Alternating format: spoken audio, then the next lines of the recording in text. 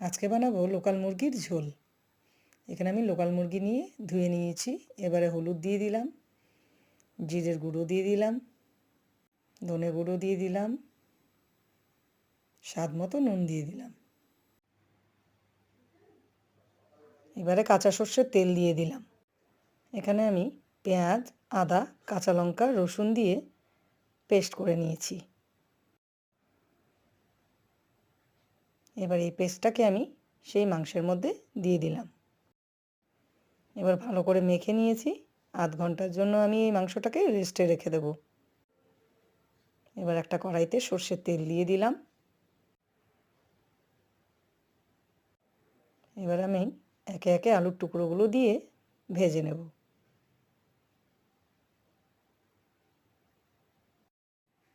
ঢাকা দিয়ে দিলাম। আলুগুলোকে আমি ভেজে তুলে নিয়েছি। এবারে ওই আলু ভাজার তেলের মধ্যেই পেঁয়াজগুলো দিয়ে দিলাম, তেজপাতা দিয়ে দিলাম। এবারে নাড়িয়ে নিচ্ছি।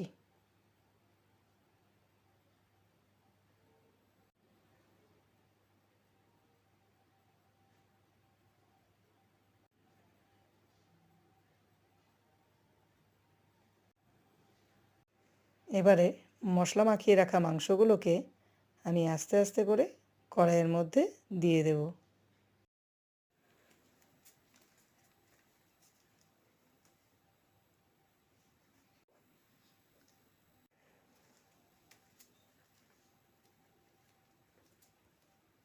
সব মাংসগুলোকে আমি দিয়ে দিলাম কড়াইয়ের মধ্যে। এবারে আস্তে আস্তে নাড়িয়ে নেব।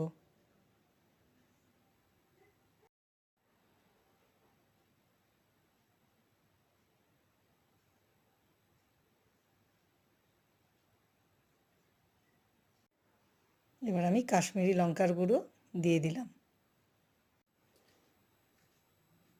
নাড়িয়ে নিচ্ছি। আগে থেকে ভেজে রাখা আলুর টুকরোগুলো এবার আমি মাংসের মধ্যে দিয়ে দিলাম। আবারও ভালো করে নাড়িয়ে নেব।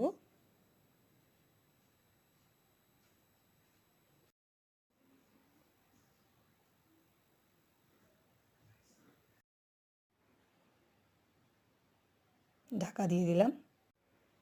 খানিকক্ষণ পর ঢাকাটা তুলে নিলাম। আবারও নাড়িয়ে নিচ্ছি।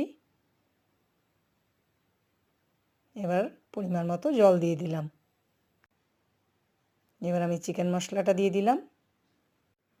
কমেন্ট, শেয়ার, সাবস্ক্রাইব করতে ভুলবেন না।